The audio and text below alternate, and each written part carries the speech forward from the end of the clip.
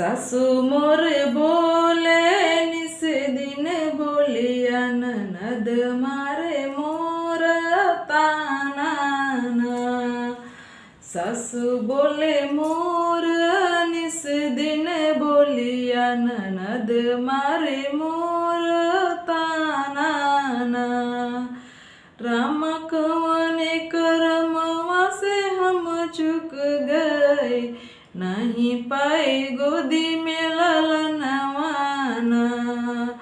राम कवने करमवा से हम चुक गए, नहीं पाए गोदी में ललनवाना।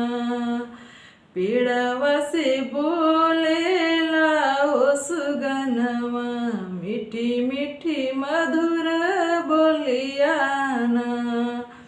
पेड़वा से बोले लहू सुगनवा, मीठी मीठी मधुर बोलियाना।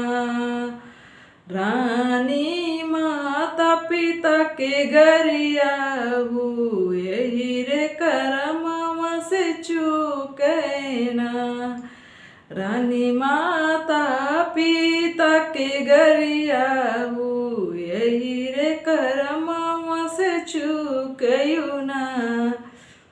नाही करलू तू ही सासू का सेवावा, जेठानी से करेलू झगड़वाना। रानी द्वार से तू भिखारी के लौटायू, कैसे कपई बुललनवाना। सुगना तू ही अपयस बतावा, कैसे क देखब हम ललनवाना। निस दिन उठयू प्रतिदिन नहायू, सूरज के लगू पैयाना। निस दिन उठू प्रतिदिन नहाऊ, सूरज के लगू पैयाना। रानी भूख के भोजना तू ही करायू, तब ललन सुख पैबुना। रानी भूख के भोजन करायू, तब यू पैबु ललन सुखवाना। माता पिता का कराऊ आदरवा, ललन मुख तब ही देखबूना। मानी रानी बचनिया सुगनवा क, सूरज क पैया लागौना।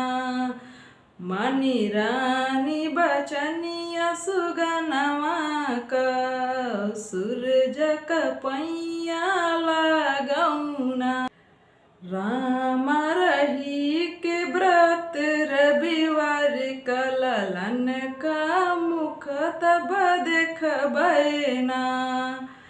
किहली रानी सासू जी का सेववा, जेठानी से मिठिया बोलियाना।